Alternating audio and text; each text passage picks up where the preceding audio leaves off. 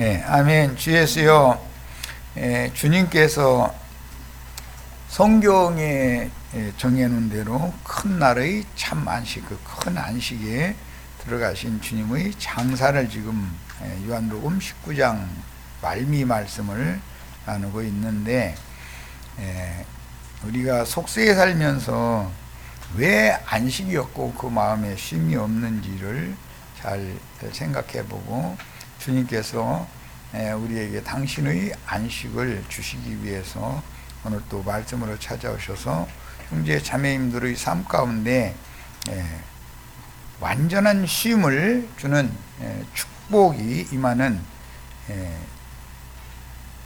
은혜가 넘치는 집회가 되도록 집회 후에 주님의 성령의 은혜 있기를 바라며, 형제 자매님들의 심령과 마음에 진리의 빛이 환하게 비춰져서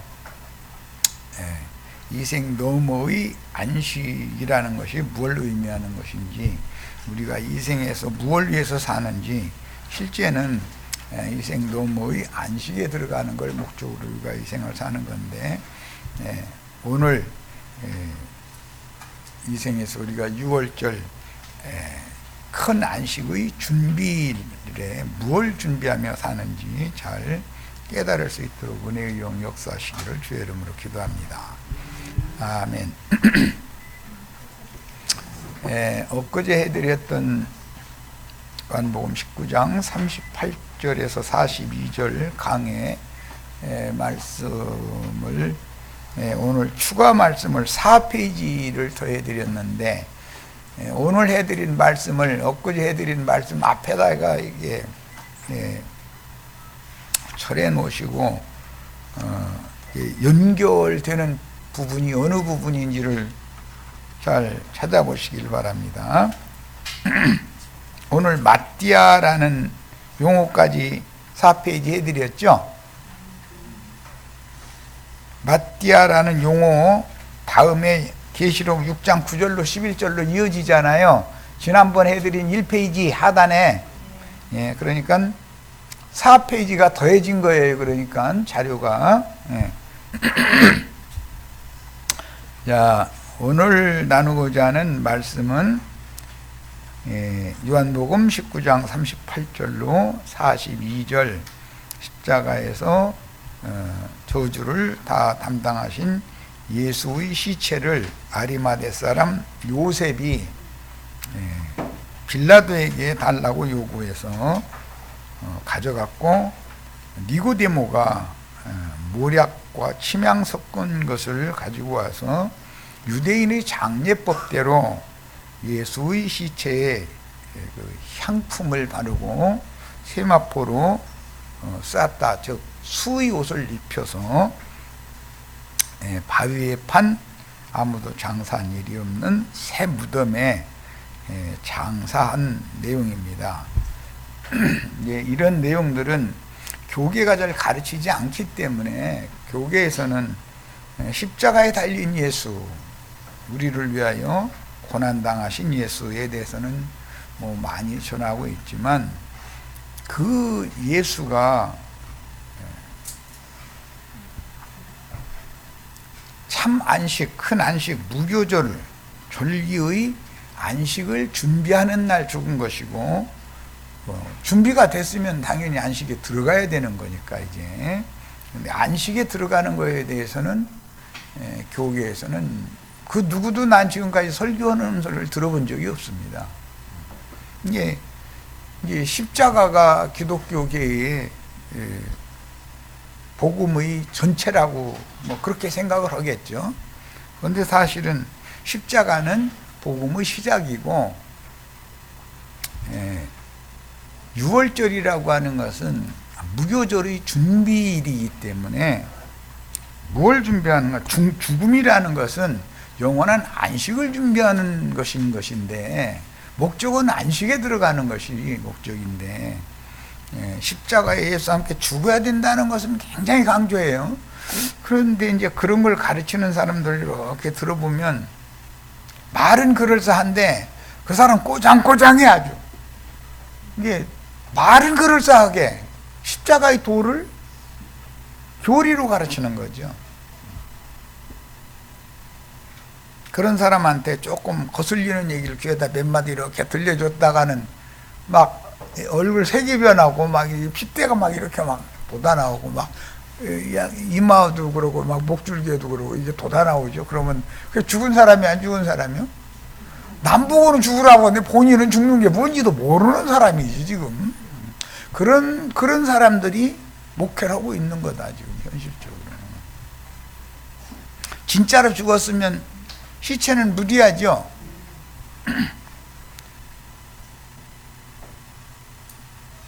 죽었으나 산 자가 있고 살아있는 것 같으나 죽은 자가 있죠. 그런 이치를 뭘로 그러면 분별을 할 것인가? 이 사람이 장사된 사실이 있는가? 이 사람이 어떤 상황이 와도 요동치지 않고 평안에 들어간 사람인가를 보면 알 수 있는 거죠. 이것은 사람의 말로 어떻게 설명할 수 있는 게 아니죠. 생명의 문제이기 때문에. 자, 오늘부터는 이제 예수님의 장사, 절기 중의 큰 안식에 대해서 말씀을 나누는 겁니다. 자, 이제 자료해 드린 것 다 같이 읽습니다. 요한복음 19장 38절로 42절까지 오늘 나누는 말씀의 주제입니다. 아리마대 사람 요셉은 예수의 제자이나 유대인이 두려워 그것을 숨기더니 이 일 후에 빌라도에게 예수의 시체를 가져가기를 구하매 빌라도가 허락하는지라 이에 가서 예수의 시체를 가져가니라. 일찍이 예수께 밤에 찾아왔던 니고데모도 모략과 침향 섞은 것을 100리트라쯤 가지고 오니라. 이에 예수의 시체를 가져다가 유대인의 장례법대로 그 향품과 함께 세마포로 쌌더라. 예수께서 십자가에 못 박히신 곳에 동산이 있고 동산 안에 아직 사람을 장사한 일이 없는 새무덤이 있는지라. 이날은 유대인의 준비일이요. 그러니까 6월절 날 죽는 날은 준비일 날이죠. 뭘 준비하는 거예요? 안식을 준비하는 거예요. 안식을 준비하는 날은 죽는 날이잖아요. 뭘 준비한다고요? 예, 그 마음에 쉼을 얻는 참 안식, 죄와 사망의 법에서 벗어나서 생명의 성령의 법으로 참 자유를 얻고 참 안식에 들어가는 날이에요. 안식일 지키는 날이 아니고, 날짜 지키는 게 아니고, 죄와 사망의 법, 옛사람, 겉사람의 마귀가 지배하고 주장하던 마귀 손아귀에서 완전히 벗어나는 것은 목적이 안식이신 주 안에 쉬러 가기 위한 거예요. 그렇죠? 우리가 예수 왜 믿어요? 쉬러 들어가려고 그러는 거죠. 그런데 지금 육신을 입고 아직 살아있으니까 예비일이죠. 토요일 날 어디에 모이느냐 마냐 지금 그 문제가 아니잖아요. 또 무덤이 가까운 고로 예수를 거기 두니라. 이 새 무덤에서나 생명의 부활이 있는 거죠.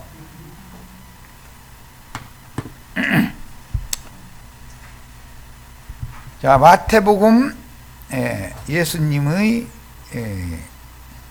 장사 이야기가 27장에 나오는데 읽어봅니다. 3절로 10절. 그때에 예수를 판 유다가 그의 정죄됨을 보고 사형수로 정죄받고 이제 십자가를 지고 자기를 장사하기 위하여 준비해 놓은 겟세마네 동산까지 지고 가서 거기에서 죽어야 되는 사형수로 정죄된 것을 봤다는 거예요. 가룟 유다가. 그리고 스스로 뉘우쳐. 이건 스스로 뉘우친 건 진실한 회개가 아니죠.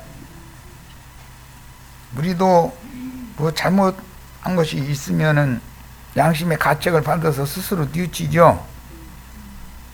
잘못했는데도 뉘우치지 않는 사람도 많지만은 그것은 뭐 완전히 그건 이제 화인 맞은 사람들이고, 뉘우쳐도 스스로 뉘우치는 것은 효력이 없죠. 조금 시간 지나면 그게 그게고 그게 그거고 그렇게 돼버리죠. 그래요, 안 그래요?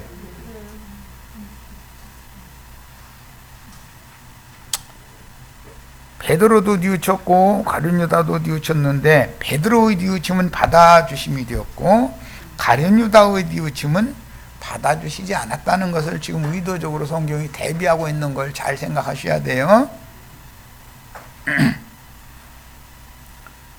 지난번 집회 때에는 셈이 두 개가 있는데, 회개의 셈이 있고 생수를 마시는 물샘이 있다 말씀 나눴죠?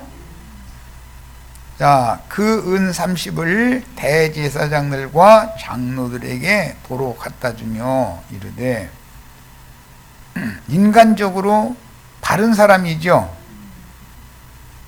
내가 잘못했으면 그거 가서 물려야 되잖아요.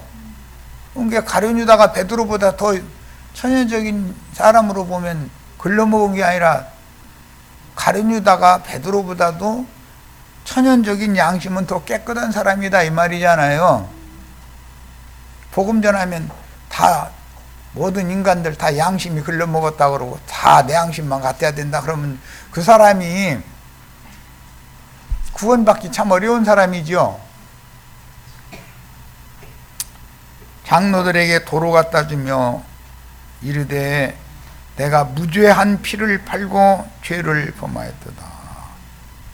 무죄한 피를 판 거에 대해서 자기 잘못을 시인했죠. 대단한 사람이잖아요. 가룟 유다 무조건 나쁜 사람이라고 이렇게 설교하는 건 잘못된 거예요. 타고난 양심 바르게 산 사람 구원받기 쉬워요, 어려워요? 온 세상 사람들이 저 인간이 양심이 용수철처럼 구부러졌어, 이런 소리 듣는 사람이 구원받기 쉽죠. 이 말이 이해가 안 되는 사람은 구원받기 진짜 어려운 사람이에요. 국회의원, 청와대에 앉아 계신 분들 다 국회의원들 용수철 같이 생겼죠. 그런데 본인들은 반듯하다고 그러지 용수철처럼 꼬였다고는 않잖아요. 엊그제 그 대표 3인방 얘기했어요. 권사님, 장로님, 목사님. 그 사람들은 자기 양심은 바르다고 생각하지 내 양심이 용수철 꼬이듯이 꼬인 사람이다 라고는 절대 생각 안 해요. 그 사람들은 그러면 권사님, 장로님, 목사님이니까 외면적으로 보면 예수 믿는 사람이 안 믿는 사람이에요? 너무 잘 믿는 사람이에요. 이걸 깨달아야 된다 이거예요. 그 사람들은 세리나 창기나 죄인들 보면은 손가락질 해요, 안 해요? 항상 침 뱉고 수군거리고 그러죠? 그런 사람 구원 받을 수 있어요, 없어요? 복음을 잘 깨달으셔야 돼. 그런 사람들은 세상 없어도 심령이 가난해지고 마음이 낮아질 수가 없어요. 그렇기 때문에 안 되는 거예요. 자기 의가 너무 강하니까. 사람의 의가 강하면 예수님의 강함이 일하실 수 있어요, 없어요? 사람이 강하면 하나님은 약해져야 되고, 사람이 약해져야 강하신 하나님이 일하실 수 있는 거잖아요. 그들이 이르되 그것이 우리에게 무슨 상관이냐. 여기 그들은 대제사장무리예요.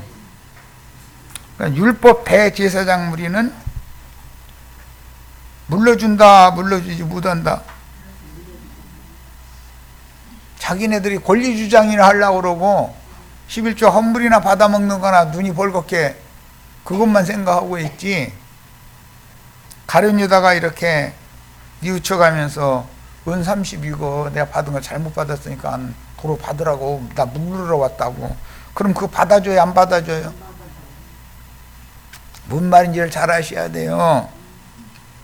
그것이 우리에게 무슨 상관이냐 이랬다는 거예요. 그러니까 신부님, 양심 바른 신부님, 수녀님, 양심 바른 목사님, 여목사님, 이런 분들한테 가면 구원 받아요, 못 받아요? 물론 나의 죄가 물음이 될 수 있어요. 죄값이 물러질 수 있어요, 없어요? 잘 생각해 보셔야 돼. 성경을 함부로 그냥 읽지 말고. 네가 당하라. 네가 당하라는 건 네 스스로, 네 잘못은 네 스스로 해결해라 그 말이에요. 나의 지난날의 모든 잘못을 내가 감당할 수 있어요, 없어요? 그럼 반드시 예수님이 필요하죠. 대속제사가 왜 필요한지 아시겠죠? 그런데 율법 대제사장들은 그 은30은 그 우리에게 뭔 상관이야. 그 은30 잘못 받은 것에 대해서 네가 감당해. 그랬다는 거예요. 그래가면서 자기한테 오는 사람들 율법 교리 가르쳐가지고 11조 헌물은 따박따박 받아먹죠. 국회의원들 월급은 따박따박 받아먹죠. 일을 안 해도 1년 내 놀았어요. 올해 보니까 내가 보기에는 너무해 해도.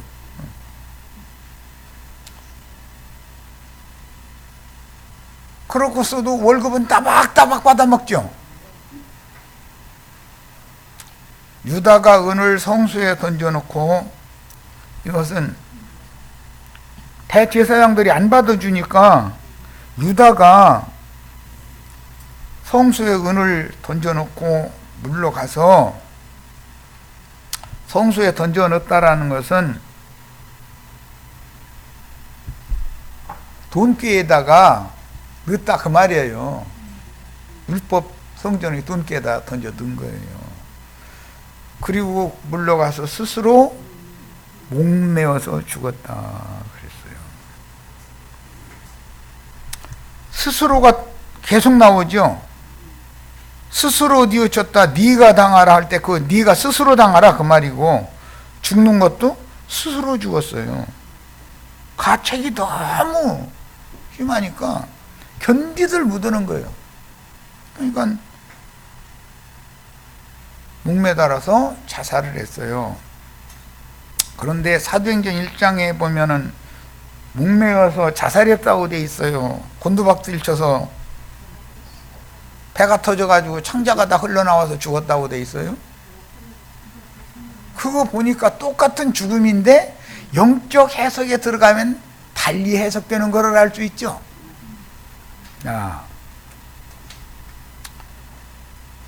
여기에서 그 은 30이라 그랬는데 이건 어디에서부터 나오는 말씀인지를 생각을 해봐야 되는 거예요.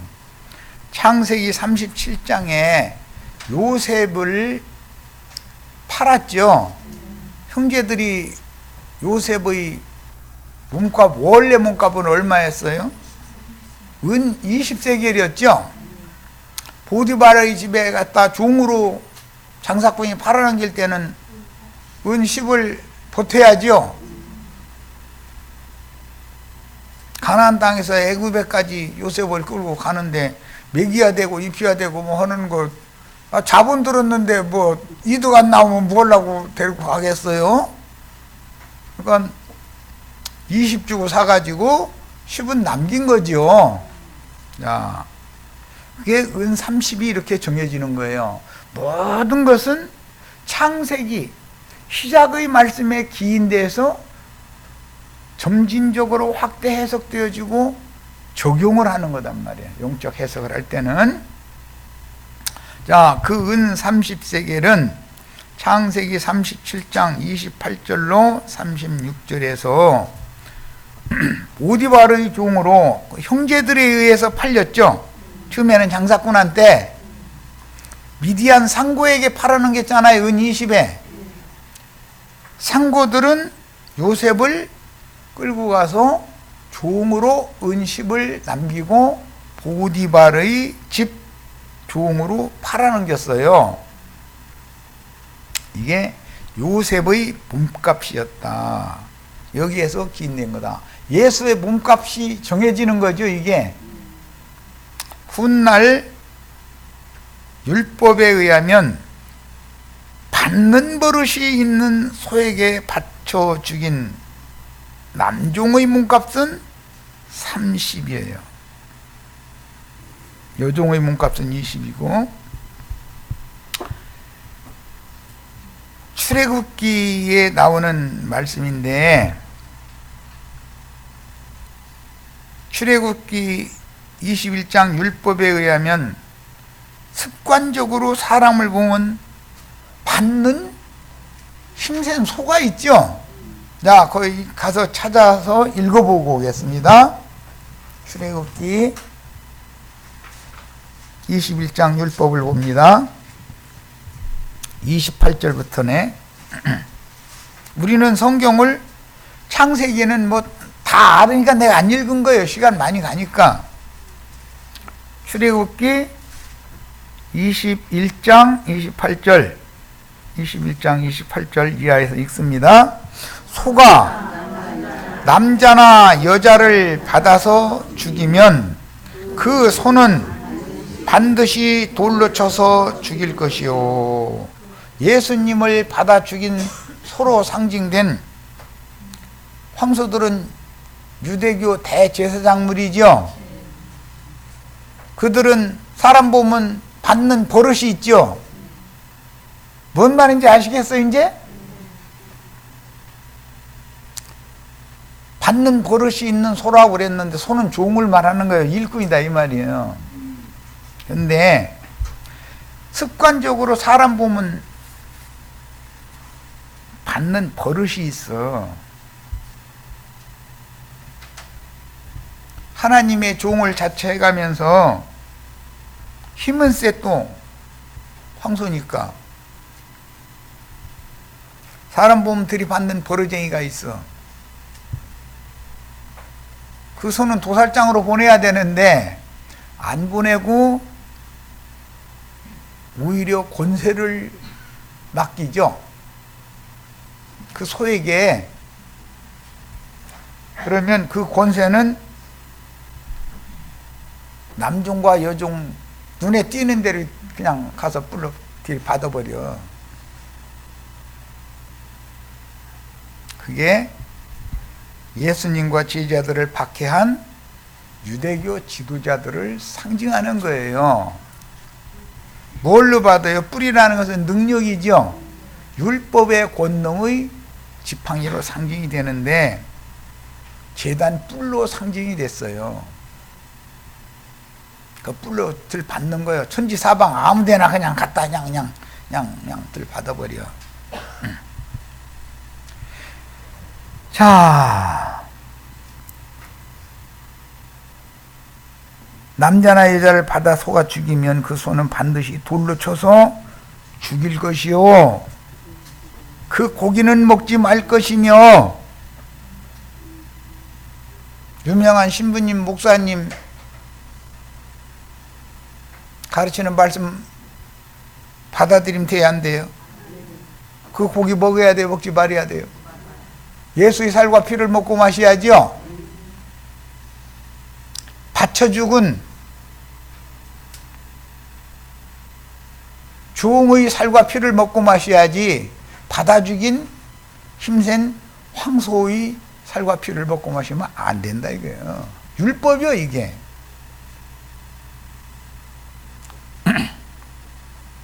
임자는 마귀죠. 임자는 마귀잖아요. 사탄의 사자들이니까 그 임자는 마귀잖아. 그런데 하나님의 모습으로 광명의 천사로 나타났다 이거예요.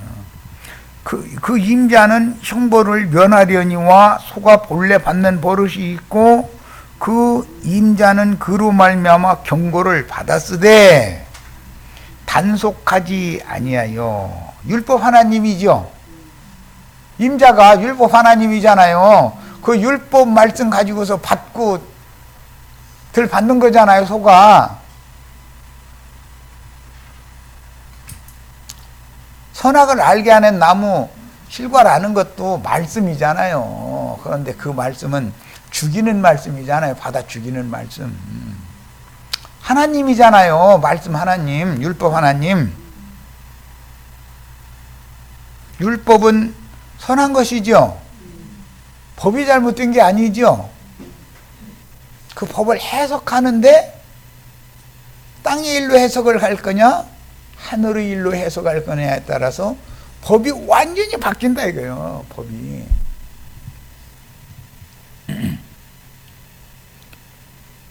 단속하지 아니하여 남녀를 물은하고 받아 죽이면 그 소는 돌로 쳐 죽일 것이고 임자도 죽일 것이며 그랬어요. 받는 버릇이 있는 것을 알고 단속을 안 해. 그래가지고 사고를 냈어. 그러면 단속을 안 한 임자는 죽여라 그랬는데 이것은 율법 말씀을 끝내야 된다 이런 말이야.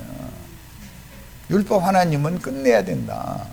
아론 반차의 제도에 따른 종교 제도법을 제정하는 그 종교 제도법 율법이라고 하는 끝내야 된다 그 말이야. 만일 그에게 속죄금을 부과하면 무릇 그 명령한 것을 생명의 대가로 내야 된다. 속죄금을 소임자에게 부과시키면 그 소임자가 살아나려면 속죄금을 내야 된다 이거예요. 아들을 받든지 딸을 받든지 이 법규대로 그 임자에게 행해야 된다. 속죄금을 율법 하나님은 속죄금을 물어내야 된다 이거예요. 반드시. 소가 만일 남종이나 여종을 받으면 그런데 그게 하나님의 아들이나 딸이죠. 앞에는 아들이나 딸이라고 돼 있었잖아요. 그런데 이번에는 남종이나 여종을 사람으로 와서 수고를 하는 예수님과 사도들을 증인들을 받으면 소임자가 속죄금을 얼마를 내야 되느냐면 은 30세겔을 남종이나 여종의 상전한테 주어야 된다 이거예요. 그 남종과 여종의 상전은 뭐 말 것도 없이 하나님이고 예수님을 말한 건데 율법에 따라서 은 30세겔을 신약의 그리스도의 법에 따른 은혜의 법을 집행하시는 참 하나님에게 내야 된다 이 말이야. 소는 돌로 쳐서 죽여야 된다. 사탄의 사자 노릇을 하는 줄도 물러가면서 습관적으로 받는 버릇이 있었던 거예요.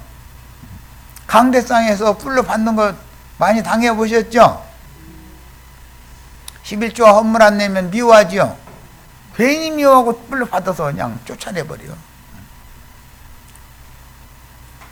자, 이 이제 율법을 아신 다음에 마태복음 27장은 사실은 예레미야에게 말씀하신 예언을 이루는 내용이에요. 예레미야가 억울한 누명을 쓰고 습관적으로 받는 종을 자처하는 예루살렘의 왕족과 제사장족과 거짓 선지자들에게 누명 쓰고 감옥에 들어갔잖아요. 그런데 하루는 와서 계시가 임하기를 네 작은아버지의 아들 아나도스에 있는 밭의 외인에게 지금 팔렸는데 와서 밭 좀 물려달라고 감옥에 찾아와서 면회라고 와가지고 한다 소리가, 내가 가난해져 가지고 밭을 팔아먹었고 이제 밭을 되물러야 되는 신현이 왔는데, 신현이 오기 전이었겠지. 그러니까 밥값을, 신현까지 밥값을 계산해서 돈을 대신 내줄 사람이 필요한데, 네가 내 사촌 형이니까 내 밭을 사서 물러다오 하고 부탁을 했다 이거예요. 그러니까 이미 하나님께 계시받은 게 있었기 때문에 이게 하나님의 말씀이구나 싶어서 예레미야 선지자가 거기에서 증인들 다 세워놓고 나서 30세겔을 주는 게 아니라 17세겔을 줬어요. 계약금이라고 그래요. 계약금. 잔금이 남았죠. 그리고 토지를 매매하는 법에 따르는 문서를, 계약 문서를 작성하고 봉투에 넣어서 봉함된 것은 자기 사촌 하나멜에게 주고 자기는 봉함하지 않은 것을 가졌어요. 이것은 비유로서 먼 훗날 예수님이 오시면 저주 아래 묶인 자들을 해방시켜주고 그들을, 그때 당시 역사상으로는 바벨론에 포로되어 있는 종들을 본토 예루살렘으로 돌아가게 해서 해방시켜줄 것이다 라고 하는 예언이다. 이게 토지 무르기의 실현이다 이 말이야. 그 토지 무르기는 레위기 25장 신현법에 나오는 말이죠. 신현이 되면은 뭘 허락해야 된다고요? 토지 무르기를 허락할지니 그랬단 말이에요. 예레미야 32장은 1절부터 15절까지 읽어보겠습니다. 지금 내가 쭉 설명을 했는데 언젠가 내가 한번 이걸 말씀을 증거를 했었던 것 같은데, 예레미야 32장 바빌론 포로에서 돌아올 무리에 대한 예언이에요. 예레미야 32장은. 자, 예레미야 32장 1절에서 15절을 한번 보겠습니다. 예레미야 32장. 토지 무르기는 룻기를 다 아시죠? 신현에 룻의 참 남편이 되어진 보아스에 의해서 룻의 남편 말론, 룻의 시부 엘리멜렉 대대로 이어지던 기업을 무르게 되잖아요. 보아스를 통해서. 그런데 그 실제는 룻과 혼인을 해가지고 오벳이라고 하는 아들을 낳는 거였었죠. 그래서 생명의 대가 끊어질 위경에 있던 사람의 가문의 대가 이어지는 거예요. 그게 토지 무르기의 실제예요. 자, 우리가 천연적으로 양심 바르고 나는 반듯하다고 자부하고 있던 옛사람의 마음은 마귀에게 값도 없이 다 팔려갔죠. 이것을 이제 물러와야죠. 그러려면 물르는 값을 지불해 줄 사람이 필요하잖아요. 근족이. 대속자예요. 그 얘기를 한 거예요. 내 영혼이 이 세상신 마귀에게 내 정신을 팔아먹어 버렸어. 내 혼을 팔아먹어 버렸어. 그래서 얼 빠진 놈이다 이렇게 해죠. 얼이라는 혼이란 말이에요. 혼. 그것 보고 사도행전에서는 바울 사도가 유대교에 심취되어 있을 때는 정신 빠진 사람이고 미친 사람이었었죠. 그러다가 예수님 만나가지고 인제사 정신 차린말 하기 시작하죠. 제정신이 돌아온 거예요. 혼이 돌아온 거에 혼 뺀 얼빠져가지고 살았어. 그동안 하고 쓴 그 얼빠진 놈이나 하는 짓거리를 하고 댕긴 거예요. 그러다가 빛으로 오신 참빛이신 주님을 만난 다음에 그의 혼이 되돌아와서 눌렀다 이 말이에요. 토지무르기가 됐다 이거예요. 그 마음이 인제사 새 마음이 됐다 이 말이에요. 우리도 다 이런 축복을 받으셔야 되겠어요. 새 영과 새 마음으로 다시 창조해 주시려면 구속이 필요하다. 대속자의 일하심이 필요하다 이런 말이에요. 오늘 우리 형제 자매님들 모임에 진짜 잘 오신 거지. 그러니까 큰일 날 뻔했죠. 받는 버르쟁이가 있는 힘센 소한테는 꼼짝도 못하죠. 돈 갖고 가면 돈 갖다 바치고 뭐 하여튼 시간 갖다 바치고 뭐 다 바쳐버려. 그런데 자기 영혼을 되찾아주는 대속자의 복음을 전하는 사람을 만나면 그 이단 남았더만 말도 못하는 소리 이상한 소리만 했었고 뭔 소리인지 모르겠어. 그냥 복잡한지 모르겠어 이랬었고 뭐가 그렇게 복잡합니까? 복잡할 게 하나도 없는 거죠. 내 스스로 내 양심 밑에서 구원받을 수 없으면 내 양심과 내 마음을 새롭게 창조해서 속사람을 새롭게 창조해 줄 메시아가 필요한 거죠. 뭐 그게 복잡한 문제예요. 그게 너무 당연한 문제인데 자기가 너무 옳은 사람이고 자기만큼 깨끗한 사람이 없으니까 이 복음이 안 들리는 거지. 자, 그러면은 예레미야 32장 피셨으면 1절부터 15절까지 읽어나갑니다. 유다의 시드기야 왕 10째 해 곧 느부갓네살이 18째 해에 여호와의 말씀이 예레미야에게 임하니라. 그때 바벨론 군대는 예루살렘을 에워싸고 선지자 예레미야는 유다의 왕 궁중에 있는 시위대 뜰에 갇혔으니 이는 그가 예언하기를 여호와의 말씀에 보라 내가 이 성을 바벨론 왕의 손에 넘기리니 그가 차지할 것이며 유다 왕 시드기야는 갈대아인의 손에서 벗어나지 못하고 반드시 바벨론 왕의 손에 넘겨진 바 되리니 입이 입을 대하여 말하고 눈이 서로 볼 것이며 그가 시드기야를 바벨론으로 끌어가리니 시드기야는 내가 돌볼 때까지 거기에 있으리라. 여호와께서 이와 같이 말씀하시니라. 너희가 갈대아인과 싸울지라도 승리하지 못하리라 하셨다 하였더니 유다 왕 시드기야가 이르되 네가 어찌하여 이같이 예언하였느냐 하고 그를 가두었습니다. 왜 갇혔는지 아시겠죠? 예배당 목사님들 다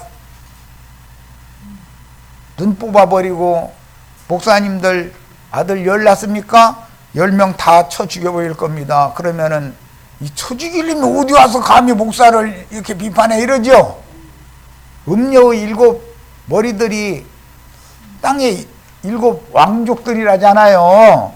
그들은 바다에서는 배부리는 선장들이라고 선주들이라고 그랬죠. 예레미야가 이르되 여호와의 말씀이 내게 임하였느니라. 이르시기를 보라 네 숙부 살룸의 아들 하나멜. 하나멜은 사촌이고 살룸은 작은아버지죠. 살룸의 아들 하나멜이 네게 와서 말하기를 너는 아나돗에 있는 내 밭을 사라. 그러면 하나멜은 살룸의 아들 하나멜은 밭을 팔아먹은 사람이다 이 말이죠. 얼빠진 사람이죠. 밥 팔아먹은 사람이 뭔 사람이라고요? 정신 나간 놈이죠? 뭔 말인지 아셨어요?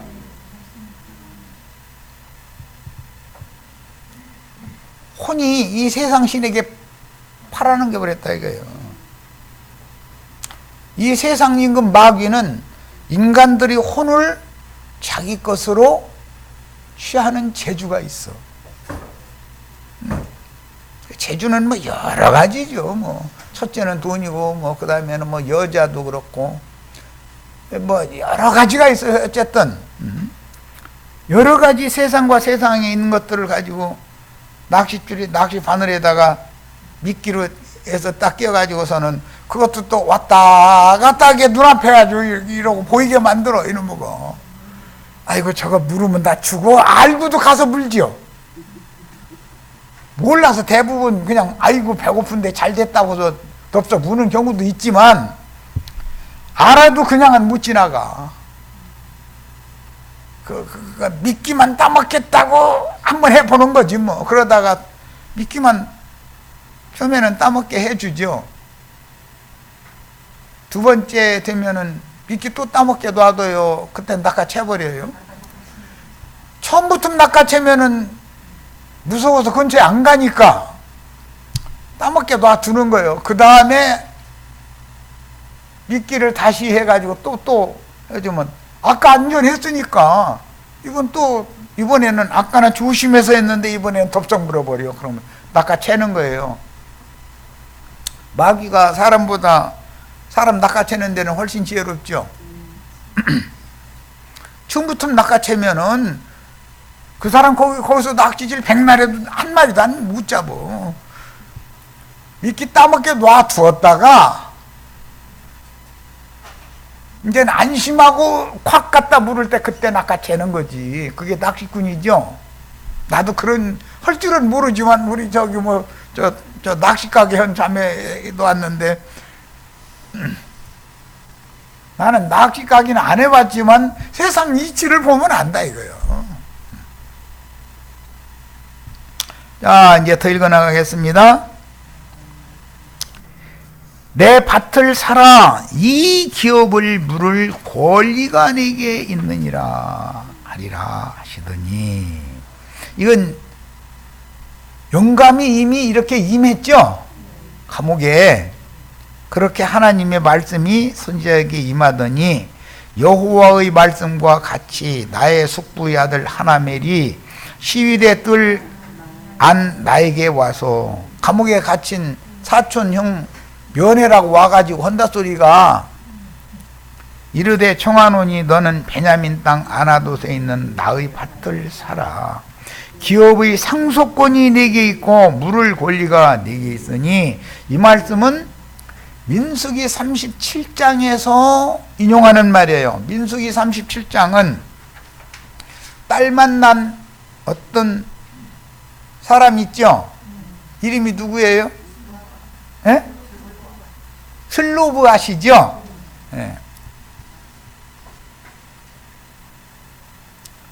딸만 나면 아들한테 상속을 해주라고 율법에 정해놨으니, 딸만 나면 딸은 시집을 가야 되니까 자기 친정 아버지에게 재산 분깃을 받아가지고 시집을 가서 다른 지파에 가면 슬로브와 가문의 기업은 감삭되고 딸이 시집간 그 지파에게로 보태질 거 아니겠어요.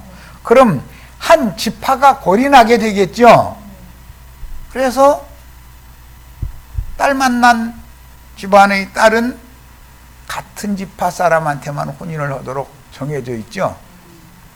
세상 말로는 과가 같아야 돼. 우리는 예수님과 사도들과 과가 같아. 그렇죠? 과가 다르면은 안 되는 거예요, 이게. 과가 같아야 돼. 그 정신세계가 같아야 된다, 이거예요. 거기에서 인용하는 말이에요. 상속권이 네게 있고 물을 권리가 내게 있다. 외면적으로 보면 돈 내서, 내 돈 들여서 사촌 형의 밭을 사가지고서 내가 갖는 게 아니라 사촌 형한테 주는 거잖아요. 그런데 그게 무슨 권리냐 이 말이야. 인간적으로 보자면 권리가 아니죠. 만약에 그 사촌이 자식이 없이 죽은 경우에는 근족이 자기의 것으로 등기를 할 수가 있는 권리가 생기는 거예요. 근족 상속법이라는 거예요. 우리는 예수님이 우리의 근족이기 때문에 예수님에게 하나님이 부여하신 하늘과 땅의 모든 권세를 우리 각자의 자기의 생명의 분량만큼 나의 기업으로 취할 수 있는 거죠.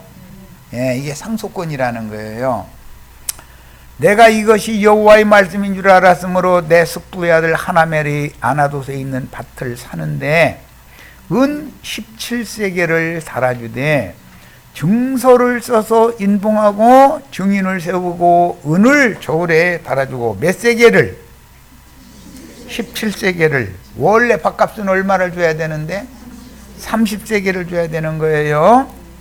법과 규례대로 봉인하고 봉인하지 아니한 매매 증서를 내가 가지고, 그러니까 증서가 열려있는 증서가 있고 비밀의 계시가 감춰져 있는 증서가 있다 이 말이죠. 이런 모든 토지무르는 율법, 구속에 관한 하나님의 말씀이 예언으로 그 말씀을 받았을지라도 그게 열리지 않은 목사님들도 계시고 열린 목자들이 있다 말이에요. 이제 이 말씀이 스가랴서에서 또 인용을 하기 때문에 내가 미리 지금 말씀드린 거예요. 악한 두 목자들이 있어요.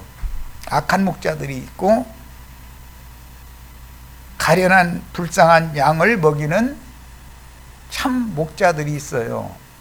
두 목자에게 이제 이 말씀 때문에 예레미야 선지자의 예언을 받아서 재예언을 한 게 스가랴 선지자의 예언이죠. 은 30 예언이 스가랴 선지자가 나온 거잖아요. 은 30을 가련한 목자를 먹인 품삯으로 스가랴 선지자에게 주는 거잖아요.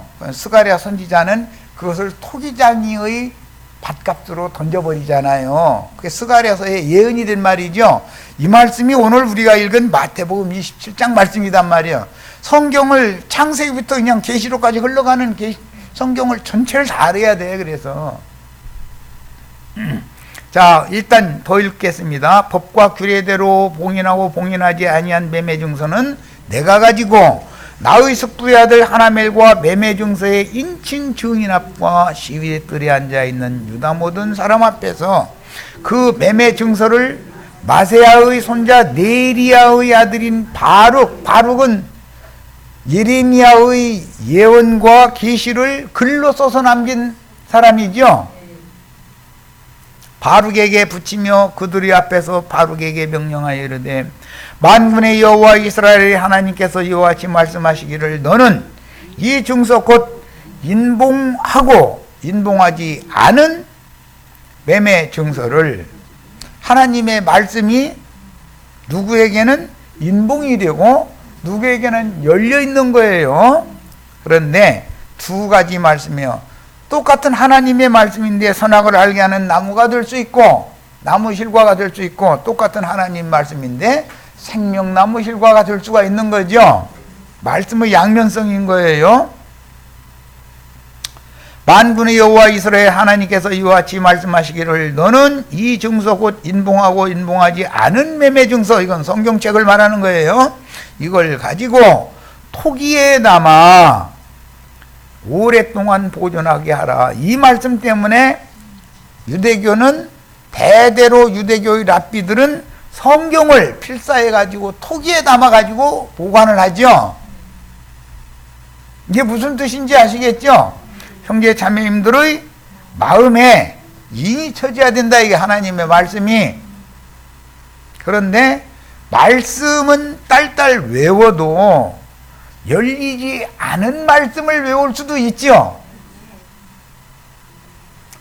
그 말씀의 기록된 말씀 속에, 말씀이란 건 안팎으로 기록하는 거기 때문에 밖에 있는 말씀도 알아야 되지만 그 말씀 안에 있는 내용을 알아야 된다 이 말이에요.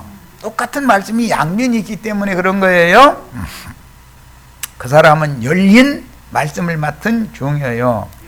자, 토기에 담는다는 것은 육을 입은 사람을 통해서 유전시켜라 말이에요.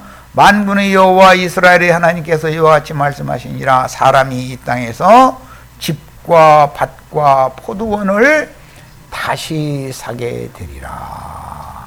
다시 사게 되리라. 우리가 오늘 집과 밭과 포도원을 다시 사는 축복을 받으러 오늘 모임에 오셨죠. 이제 정신 차리는 사람 되는 거죠. 얼 빠진 사람이 정신 차린 사람 돼가지고, 예, 주님의 포도원인 참포도나무 열매를 맺는 포도원 교회에 모였어요. 자, 여기까지 해서 첫 시간 마칩니다.